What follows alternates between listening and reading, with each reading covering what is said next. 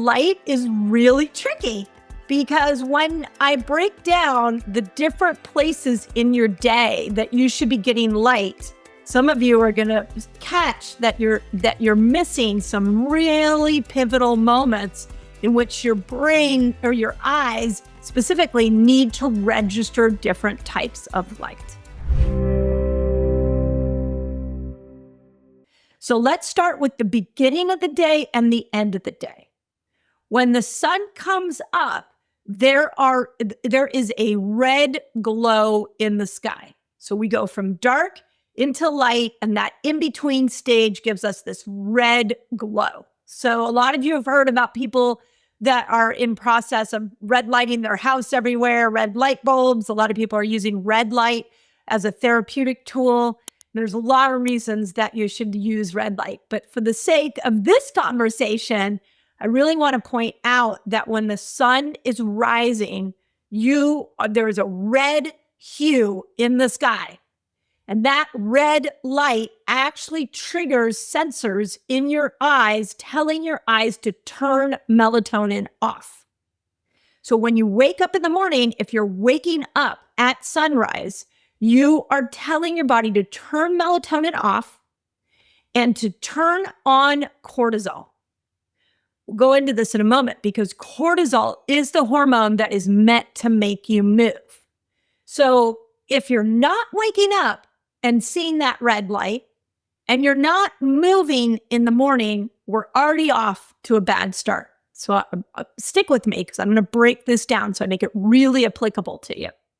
So the first bit of light that you want to make sure that you see is you want to see that red sunrise. If you miss the sunrise, then this is where these red light bulbs come into handy. This is where these red lights that everybody's using comes into handy. I'll leave some of my favorite lights that I use in the links of the video in this podcast.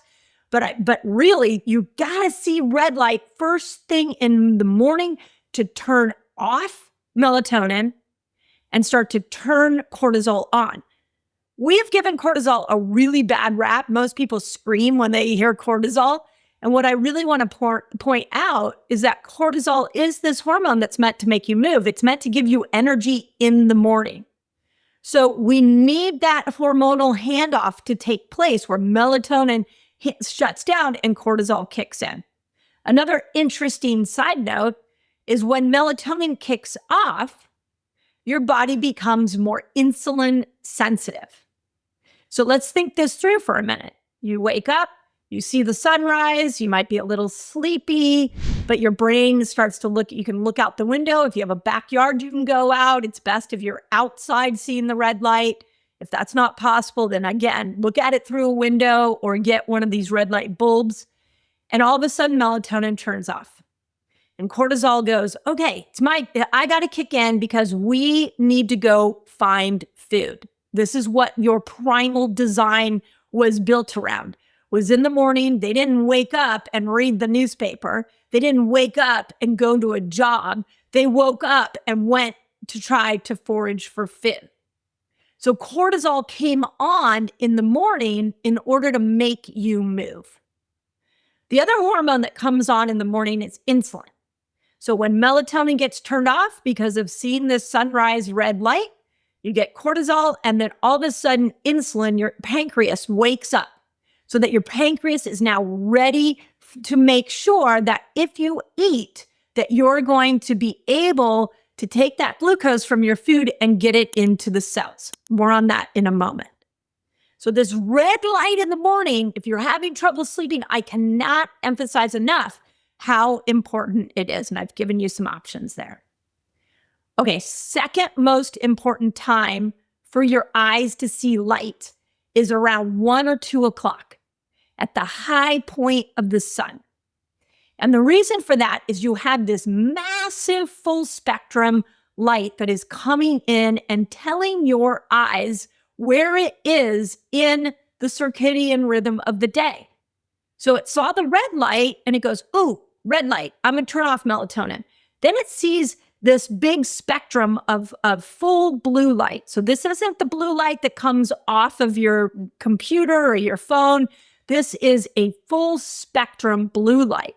And when it hits your eyes, it tells your body, hey, we're in the middle of the day. So it's like a internal navigation system so that your body knows when and where and what point does it need to start thinking about sleep again. The other thing I really want to point out is that we have serotonin receptor sites in our eyes.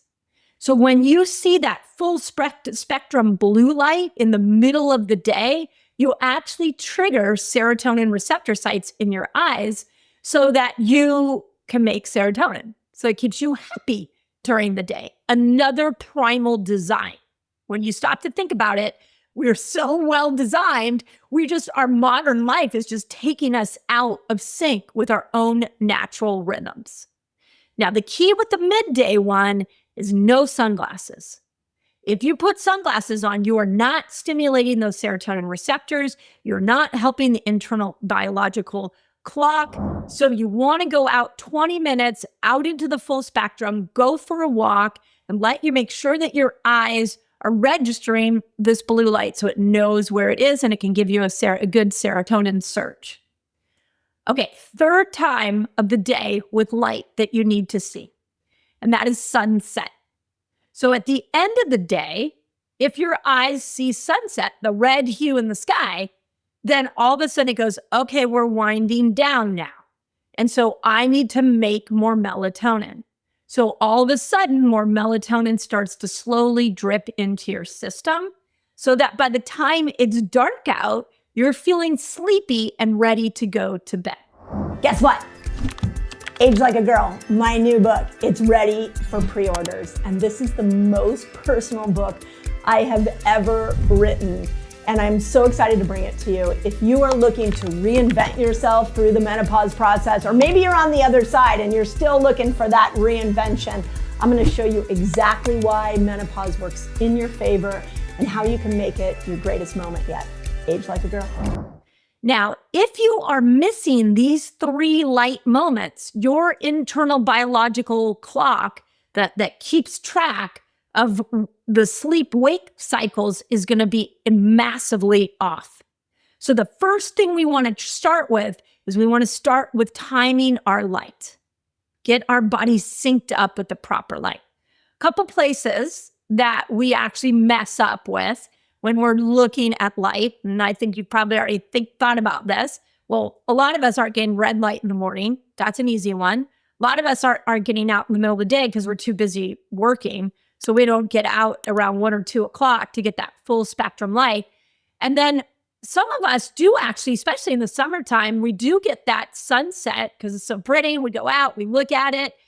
Maybe we go for a walk, we sit on the deck, but then we come back home and we go back onto our computers, we go onto our phone, our TV, we turn on the lights in our house, and all of a sudden we brought blue light back into the picture and the brain is confused. It doesn't know. Am I making melatonin? I thought I was making melatonin because we just saw the red light, but now I'm seeing blue light. And so if you are having trouble staying asleep, you've got to get the blue light out of your house after dark. Now, as crazy as that sounds, there's a couple things you can do. So first, you can put red bulbs in your living room, in your TV room. You can put them in your bedroom. I can tell you I have red light bulbs in my bedroom, and I have a den that has red light so that when I'm at the end of the day, I can go into the den, I can sit and read. I'll talk about TV in a moment. And then when I go to bed, I can read with the red light so that I keep melatonin production high. Now, if you do watch TV or you're on your computers, this is where your blue blockers come in handy.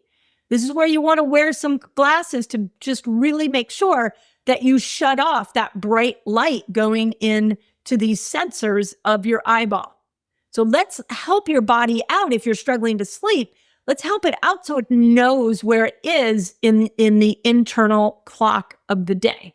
We call that circadian rhythm. Now, for menopausal women, it's incredibly important that we follow this timing of light. And the reason is that you had 2 mechanisms that controlled the internal biological clock that told your brain where it was in the day. One is these 4 things I'm going through, light being number 1, But the second is estrogen did this for you. And I think this is so fascinating. And I wrote about this in my new book. I can't wait to share my new book, Excitement, with you all soon. But one of the things that we know is that estrogen coordinated your circadian rhythm, and it did it in a really cool way. So check this out. When you ovulated and estrogen peaked, so did melatonin. Melatonin peaked too. Why would your brilliant body decide that it needs to have massive amounts of melatonin when estrogen peaks? Well, estrogen peaks during ovulation. And at ovulation, an egg is being released from your ovary. That surprisingly takes a lot of energy from your body.